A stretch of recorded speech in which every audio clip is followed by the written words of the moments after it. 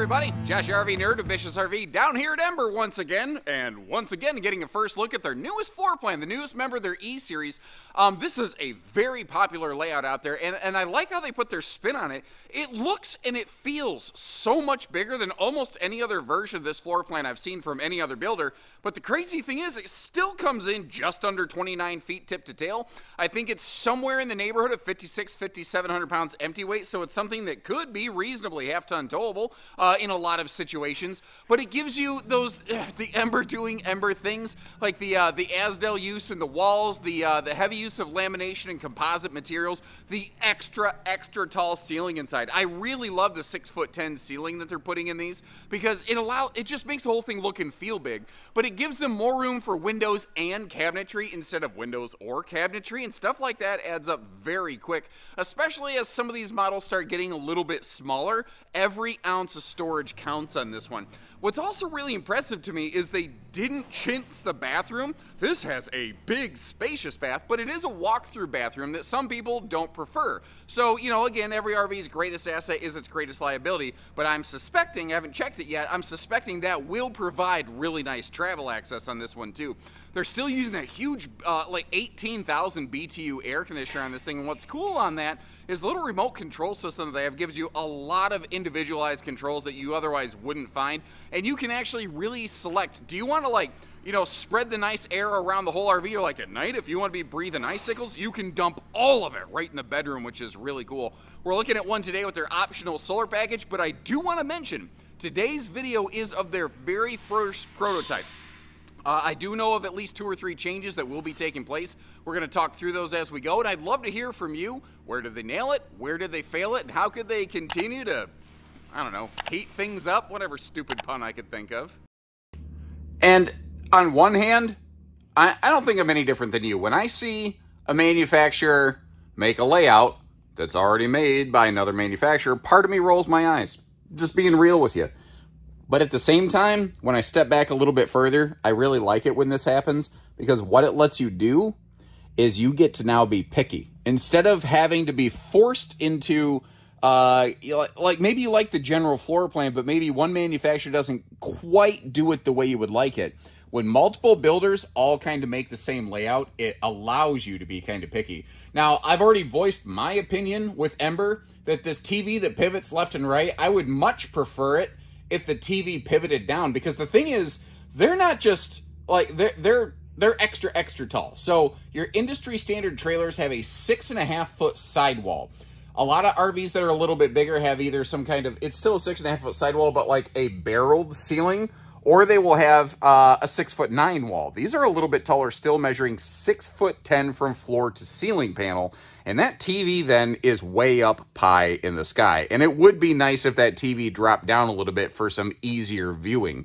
Now, while we're sitting here and we're getting a good, well, view at things, let's look up at the ceiling, because this is one of the really interesting things that Ember's done here with the E-Series. They've outfitted this with an 18,000 variable BTU, basically, air conditioner. So it can crank up to 18,000 BTUs as needed, but if it's not quite that screaming hot outside, it won't go full bore all the time. You can basically put it in cruising mode or turbo mode, I think it's calling, which reminds me of, what was that Arnold Schwarzenegger movie? Jingle All the Way? Turbo Man! Yeah, not maybe his best work ever, but, you know, had Sinbad in it. So I'm kind of curious, speaking of Sinbad in movies, how many of you think the movie, I think it was called Shazam, starring Sinbad, actually happened in the 90s? And how many of you don't think it ever happened? Because that seems to be a major argument on the internet right now. Anyway, you see the big XL vent fan up there. So your Ember E-Series will always have at least one of those, but a model like this with a private bedroom will actually get a second one of those up in the bedroom, which I think is very cool. Plus, they have an enhanced version of a fan in the bathroom as well. We'll get to that more. Now, I mentioned, we'll get to it more in a few minutes. Sorry, I didn't finish my sentence, and that squirrel jumped off the rails. This big blocky box will be diminished. It will not be totally going away. Part of the reason is, if you notice how that's paneled off up there, but it's not paneled off up here. That's because there are things like sewer exhaust, basically stink pipes, going up in there. and they had to have some space for it. And before I look for this sticker in every single one of these. It's one of my favorite things that they do and they have. But what I'm getting at is the totality of the box will not be able to go away, but how exactly large it is, it will be able to go to be diminished. Now, this is another cool thing they have. They have a lot of like really good dimmer lighting functions in this. Additionally, I'm going to back you up a little bit and swing you down to the left just so you don't get motion sick, so you know. Down by the floor, by the fire extinguisher, there's your outside awning light switch there, and that also has a dimmer, which is cool. Now, I like that they built the shoe garage in here, the flip-flop shop right by the door, but this panel will be going away to open that up a little more. They tried it for a little bit of drawer symmetry, but they are going to just kind of maximize and open that up. Now, in theory, because you have that big sort of entry stand and drawers right there, there actually is room here. If you wanted a big mega U-dinette, it theoretically could be done. But what do you think of this execution? Personally, I like the no-knee knocker dining table, and it does have some power outlets underneath of it, by the way. And I like these drawers right by the door. I like the ability to have a flip-flop shop right by the door. I think that this is a really smart execution of this overall. Now, the E-Series normally does not have windows in the doors. We're going to find out why that will change in the bedroom of this specific model later on. We're also going to talk more about windows in the doors later on. Our cabinetry in this, it is all pocket-screwed lumber core, so it is real screws into real wood. The countertops through the entire RV are all a sealed-edge thermal foil, so there's no press membrane action going on. And you notice, especially once they minimize that big boxy blocky thing where the sewer pipes are located, this one will have some really nice counter space. A big part of that, though, is that there's a lot of people that say, 3-burner stovetops don't really do me a whole lot of good because pots and pans are so big you can't really fit a lot of them on there anyway. So they went with a more space-saving 2-burner, I call it a north-south stovetop. I don't really know the official name for it. But what that allows for is like, you have counter space on both sides of that now. But what's also interesting is because fire code prevents you from dangling power outlets across a fire source, it means that under the overhead cabinets, there's household outlets on both sides. And if I back up a little bit more, on your sort of command panel stand, you also have another set of household outlets right down there at countertop level. So you have plugs there for extra appliances that you pull out when you need them. But you also have dedicated plugs right here for the things that you're, like a coffee maker, maybe, you're going to use every day. Now, you may have noticed, too, it does not have a traditional oven. Instead, what they do have here is a microwave convection air fryer 1, 2, 3 wombo combo. You can do some baking in that. Everybody's preference on... What the heck? Is this in military time? It's 13 past 14, guys. All right. I was not quite expecting that. That's not even the correct time right now. But then again, the RV was not powered up until just a few minutes ago. Anyway, over here you can see the big pantry in the right in the slide. We're going to get to that in a minute. Some folks have been asking me lately, when they see a refrigerator in the slide, they get a little spooked. They're like, well, how is the slide supposed to handle a big, heavy refrigerator like that? Well, first of all, the same slide mechanism does it with much, much larger refrigerators and fifth wheels all day, every day. Secondly, a refrigerator itself is actually quite light. It's the stuff that you put into it. And here's the thing that I think is kind of interesting, kind of funny, is that most people don't even blink twice about having a pantry in a slide getting loaded with all kinds of heavy canned goods. But a lot of people get a little bit freaked out about... it's supposed to be, oh, there it goes, wireless charger. There we have it. Just took a second to power up. But they get freaked out about a refrigerator in a slide. A refrigerator is not heavier than a pantry in a slide. I don't personally think it's a problem whatsoever. Now, that's my 2 cents. Maybe you feel differently. I don't know. You saw right there, obviously, you got that theater seat straight across from the entertainment. We already talked about how it's mounted up a little bit high. Again, I'd love your feedback. Would you like that to drop down? They're open to the idea. They'd love to hear what you have to say about it, by the way. But that is a smart TV as well. Now, this air conditioner, one of the cool things about it, it's the new, again, that Furrion 18K air unit, but it's remote controlled. So there are physical buttons right on the air unit. If you lose your batteries or something, it's not like you can't operate your air conditioner, but the RV's tall. So they wanted to make sure that you could be sitting in your chair and crank your air up or down as desired. But what's great is there's a digital readout panel right here that mirrors what's on that remote control so that you can see when it's turned on how much light or how much, you know, cold air power you have coming out. But if that display, if the visual of it, the light bothers you, you can also turn that off while keeping it running. And this will swing up and down and oscillate, but you can also freeze it in place and make it stop. And where that's really, really important is if you think about it, you've got a separated bedroom, a separated bathroom. If at night you want to force all the cold air possible up into that private bedroom with the central ducting, what you do with this unit right here is you basically, as it swings shut, you turn the swing feature off and you encapsulate it, and it'll just start forcing a lot of the cold air up into the bedroom. And I know it sounds a little janky, but the thing is that air conditioner was not actually built originally with the intention of being centralized. And what Ember found out is you can centralize it, even though Furrion didn't realize it. But to force the cold air in at night, if you want to, that is kind of the workaround for it. Now, taking a look up here, opening everything up, again, there is a little bit of storage behind the TV on this one. If the TV drops down, that could be a little bit more difficult to get to.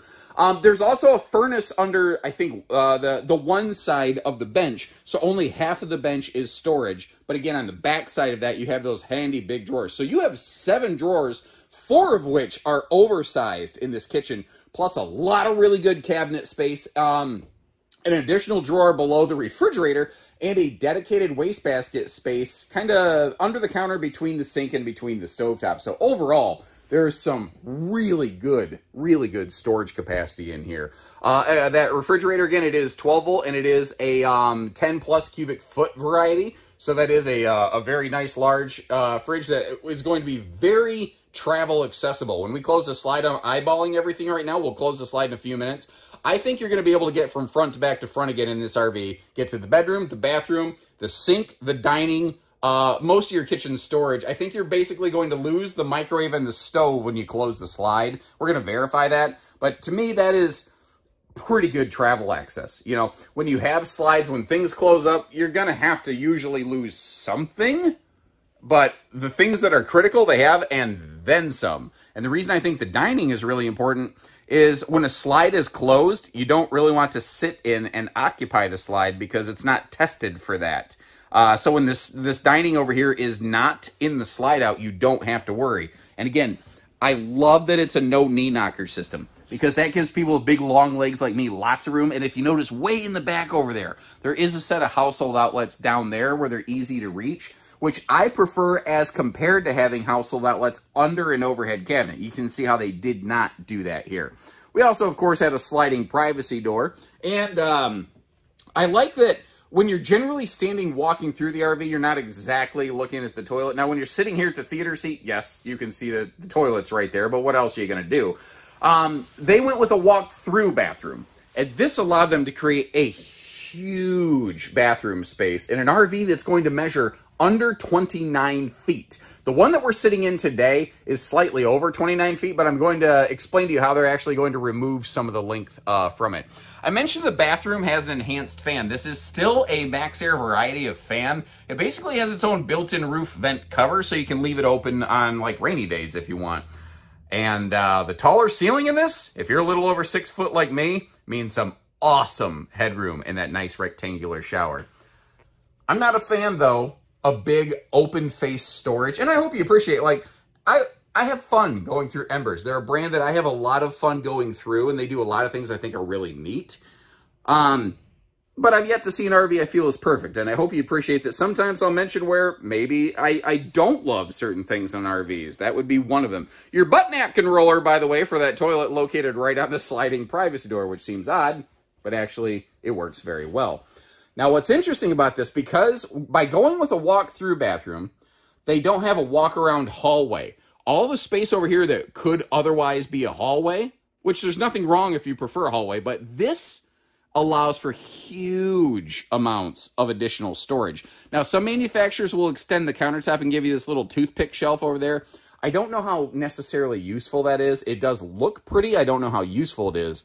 What I like is what they did over here with all the storage space. So starting with that backlit morning mirror, giving you a look around, you can see how you have some really significant built-in storage capacity here. And if you don't need all of that, the shelf in that top chunk right there removes, and there is a clothing hanging bar in there. So if you need a little bit of extended hanging space, you totally have that available. Now, the bedroom up here, this is an area that is going to see a little bit of a significant change, and I want to kind of explain what they're doing. Because if you look at this right now, it has this gigantic, I mean, just, you could almost say, it has more floor space than maybe it really needs, and that's causing the RV to be over a foot longer than it has to be. Now, don't get me wrong. It's really nice when you walk in here to have a lot of room, but frankly, this is like bigger than a yoga mat. This is really, really large. What they're going to do here is they're actually going to peel 13 inches off of that RV. They're going to bring the bed a little bit closer to this wall. Now, when you peel 13 inches off of that, there's still going to be plenty of room because there's like over 2.5 feet at the foot of this bed right now. Maybe more than you necessarily need, especially with a big bathroom to give you a lot of space to also get dressed. So when they pull that bed forward, what's going to happen is the awning arm on the outside is going to end up lining right over that window. So that window is going to go away, but they are going to migrate that window into this door over here. And the end result is this thing will be now under 29 feet instead of just basically like 1 inch shy of 30 feet. It'll be a nice chunk under 29 feet. It will be lighter weight, and it will probably run about $1,200 less. Here's a crazy thing in the RV industry. If you want basically every inch you add to an RV like this E-Series, every inch adds about $100 to it. Because of the material, the labor, all of that adds up so quickly. And that's the reason, actually, most fifth wheels with bed slides do not have side stands in the bed slides because it would require the whole bedroom extend. So to add 12 inches to a luxury fifth wheel to have side stands built into the slides could add $1,200 to $1,500 to it for just 6 inches of side stand on either side of the bed. Now, for some folks, the juice is worth the squeeze, but the average person, you say, is a side stand worth $1,500? And they go, no. And if you go, I don't believe that number, I think you're making that up. Don't take my word for it. Call an RV manufacturer. Go to an RV show and meet someone who's actually a product manager. They'll confirm that for you. It gets nuts fast when you start adding length. Not to mention, shorter, lighter, easier to tow, easier to park, more state park friendly. Doesn't sound bad to me. I do like the space down here, but I think in the push-pull, I think it'll be a stronger result. Now, I know I went on a 2-minute tangent here, but I think that's a significant change to this prototype that you're looking at today that I want you to be very clear about. Plus, if you ask me what time it is, I end up building you a clock every time. Now, the bedroom door is not going away. Don't get that wrong. Just remember it's going to, the bed will be a little more visible in front of the door. The bed will come out to like about here. There's still going to be plenty of room to walk around it. I wanted to make sure you got to look over here at the opposite wall where, you know, you have just a normal light switch for the wall. Also, I want to point out the fact that your sliding bathroom privacy doors, they do have latches on them so that you don't have to worry about somebody walking in while you're in your birthday suit. And if you've got that kind of confidence, you are more confident than I. I'll just leave it at that. Up top here, this is something I was talking about. The E-Series models that have a private bedroom like this one will have a second copy of these XL, I call them the Fajita Friday Fume Fight and Fart fans, but this is up in the bedroom, just a rain-sensing super breeze fan, basically. And it drives me crazy how many big, allegedly luxury fifth wheels still can't manage to do a nice fan in just the bathroom. And here in Ember's less expensive series, they've done 3 instances of enhanced vent fans. So it can obviously be done. Now that's a 60 by 80 True Queen, by the way, and you can see how it's easy to walk around it. There's also household outlets on both sides of the bed, which is very, very nice. But if you look in the back, there's a little sticker there to help kind of give it away. There are, I call them headboard power pockets behind the hanging wardrobe towers with household and USB outlets, and obviously a little amber colored, not blue, not going to screw up your circadian sleep rhythm patterns light over there. I love the little details and the thought they put into that stuff. They also do some very good storage around the bed here. Starting with that drawer right there, you'll see that if you've noticed, Even the cabinets over the bed or the cabinets above the sofa, they actually have struts to hold them open. Once again, blows me away how many very high dollar fancy pants luxury fifth wheels don't do that, but Ember's still doing that here in their E series. If there's one thing I would personally like to see tweaked on this floor plan, it's just that the side of the dinette bench that had storage under it, I would like to see a door on the face of that for storage access. That was kind of a conscious decision for some price reasons. They don't do an E-Series that they do on Touring Edition, but it is the one thing I think I would like. But I also think I could probably DIY something that could work right there. But now, I feel like John Cleese, and now for something entirely different. Or, no, completely different. Oh, I screwed that up. I gotta go watch some Monty Python to redeem myself. If you're familiar with that movie, all I can think now is, and that, my liege, is why we know the world to be banana-shaped.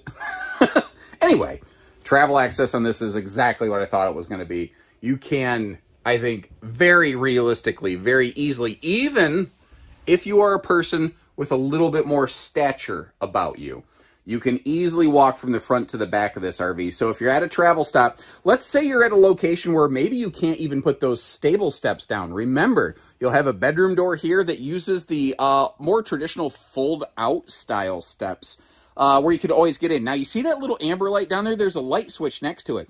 One of the cool things Ember does is they put like three-way switches in these RVs to operate those little, I call them air traffic controller lights, like the nighttime walking lights. If you've been outside and you've had the, you've had a couple drinks or something like that, or you're just tired, but someone's inside sleeping, you don't want to wake everybody up, or you want to see how to get to the bathroom or the refrigerator at night, you have one switch here in the living room, you have one switch up there in the bedroom right by the doors where you can activate those lights to kind of see what you're doing. So refrigerator, obviously accessible. That's not a problem right there. And it's not, I don't know that I really consider this access. I'm not trying to create something out of nothing. But I feel like if it was early morning and my wife's like, I absolutely have to have a hot cup of coffee. It's not ideal, but I think that you could reach up in here and you could put something in and push the buttons and get a hot cup of coffee. So I'm not saying it's the most bestest ever in the world travel access, but I also don't think it's terrible. I think overall this thing gets a solid A- to A. Maybe not an A+, but short of having a no-slide RV, very few RVs are going to get an A+ travel rating. This is pretty solid. Now, I do want to mention, as we take another look at the weights and the measures on screen here, we today are looking at prototype number 1, the one that exists before they peel like an extra 13 inches and some weight out of it. The specs and the weights and the measures that you're looking at on screen, that is for prototype revision number 2, basically. So that will be after they have something a little more what they're intending to do for production purposes. So kind of keep that in mind.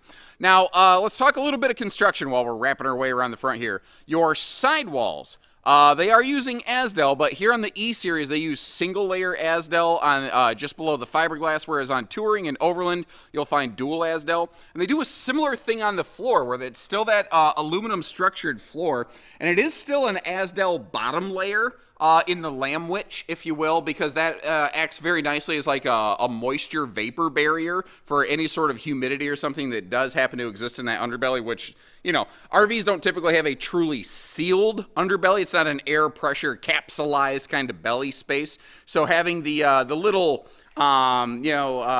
ability to make sure that humidity and moisture doesn't wick up into the subfloor, I think is a really important factor. Your top decking on your floor lamwich is actually a 3/8 plywood, effectively. Now, if you notice, they're really nicely finishing off inside of this pass-through, and there we go. I say there's some motion lighting here in the pass-through as well.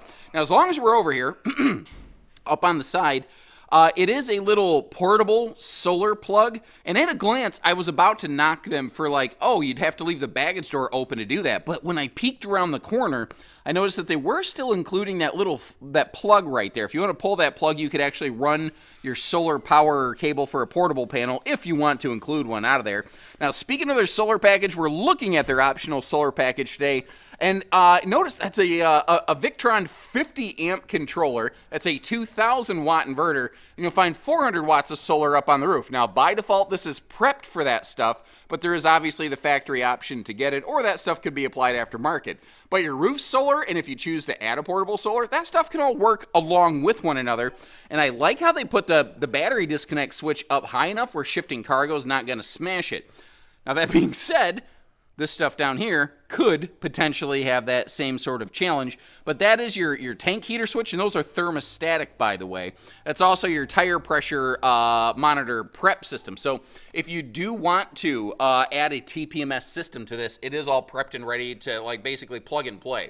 Now, if I'm looking at this correctly, it looks like, oh, I think it is. I think it's a single-headed sewer monster where you only have one sewer outlet. And I know that's something that a lot of people really appreciate. The underbelly of this is enclosed. It obviously has those tank heaters. And what I mean by thermostatic, if you don't know what all that jargon means, if you flick that switch on in the middle of summer, the tank heaters aren't going to do anything. They're just going to sit there and go, huh, no big deal. You don't need me to turn on. But when it gets to be 40 degrees in that belly cavity, the tank heaters will detect that, and they'll turn themselves on, and you know, they'll operate it as long as they need to, and they can do a fantastic job of keeping those holding tanks from freezing up. Now, that doesn't magically make this the epic Arctic 4 Seasons camper or something like that. It just means that it is an RV that has some very solid extended season capability. Now, you might notice this is a cable slide system. I believe that's the Norco Exact slide, for those who are curious. I have more and more people asking me what slide systems on RVs, so I thought I'd throw that out there. And I think a lot of people would prefer, maybe, a rack and pinion if they could get away with it, but it's literally not possible on this floor plan because the ram bar for rack and pinion slide would literally have to go right through the side of that 87-mile-an-hour rated Goodyear Endurance tire, and I don't think any of us want anything like that. This is prepped and ready for a full observation camera suite as well. So that is another one of those things, if you wanted to kind of plug and play that, it's very simple to add some of those things. And that's kind of the whole point of E-Series. They do a lot of the big, expensive construction things from the factory level, they do that. Now, if you have a few other odds and ends you would prefer, they do prep it for those things to be more easily added, but they're not really forcing that onto everybody. There are some folks that will ask, why don't they go with the dual stable steps? And there is some logic to being very consistent, but if you think about it, this set of steps goes up into the bedroom, and not everybody is really excited about having a set of steps in the bedroom, especially for a travel stop. It can make it a little bit harder to kind of work around. And by the way, I'm sorry, I'm jumping all over the place, but I showed it on camera, but it was dark. I don't know if you noticed. It does have a stinky slinky sewer tube under the belly of this thing, which is really important because this doesn't have a traditional tubular bumper. Anytime I hear tubular, it takes me back to my 80s childhood and watching Teenage Mutant Ninja Turtles, and I can hear every note in that song and recite every word in that song to this very day. That is a big piece of my childhood. I do like the slam latches on both sides of these, and you may have noticed how it is a full true pass-through. Also, even though this is their a little more price-sensitive series, they're still using the nicer quick-drop stabilizers, and actually Ember was one of the very first brands, might have been the very first brand that kind of messed with prototyping those things right there. Now, once again, we're looking at prototype number 1. When this thing shrinks by about 13 inches, that window that we're looking at straight ahead is going to migrate into the door, because when they take that length out of it, the awning arm would be in conflict with where that window currently is. So that's not something that will be there. I really want to stress that. Everything, all the other windows and stuff, that stuff will still be there, so no worries on that. Just to the right of that furnace exhaust, you do have your high-pressure cold water sprayer port, by the way.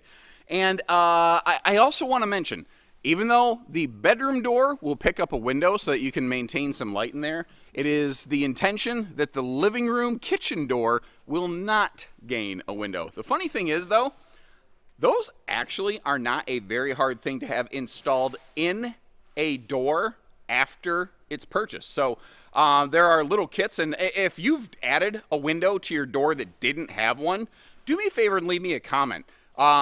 Give everybody else an idea of how much it cost, and was it difficult or fairly simple. I'd love to kind of share that information with the class. The ladder to get you up here to that fully walkable roof, one of the nice things is they are 330-pound rated, but you notice how I have it tilted on an angle like this. That is the correct way to use these ladders. These telescopic removable ladders, you do not mount straight vertically on the RV because the bracket that's holding it in place on the side of the camper is not designed to bear the entire weight of an American-sized individual climbing up and down that thing. It's supposed to maintain solid ground contact, and you want it on an angle like that. That's the proper use of those things. Peeking our way up top there to give you a look up at that roof. Again, today we are looking at one with the optional solar package, and that is dual 200-watt panels. And again, you have that 50-amp controller down in the passenger. And I love that it's a Victron MPPT controller. If you're not familiar, Victron is generally considered pretty much like the gold standard of solar components. And an MPPT controller is effectively more efficient and will give you more juice. You know, you'll capture more of the solar radiation and convert it into lightning in a bottle more efficiently and effectively than a PWM controller. Now, a PWM controller is fine for a battery maintainer. There's nothing wrong with it, but this just is better hardware. Again, where they're using stuff, they're using really nice stuff, and they're not making any sacrifices there. So thanks again for tuning in. Of course, I'll leave you links in the video description to check pricing and availability. One last reminder, this is a prototype. A couple tweaks are going to change. And I'd be kind of, how do you feel about those things? The things that we talked about, are they moving in the right direction? Is it more of a miss than a hit? You let me know, leave me some comments. Now, if you like what you see here, but you do wish it's like, ooh, I wish they went a little bit further with it, take a look at the Ember Touring series. That's basically the big direct brother to something like this right here. But I like this E-Series. This is a little bit more of my speed. Like, I've covered a lot of Ember RVs. I like them, but they're not always the kind of RV that I would personally need, want, or use for camping. Something like this is definitely more in my personal speed, so something that speaks to me very nicely. But that's my 2 cents. What do you think? I'll also leave you a couple links to a few other builders who have made a layout like this, like Imagine. I think J-Feather has something like this coming out now. A couple other guys. Let me know what you think about them, which one you'd go with and why. And until next time, take care, stay safe, have fun, and happy camping.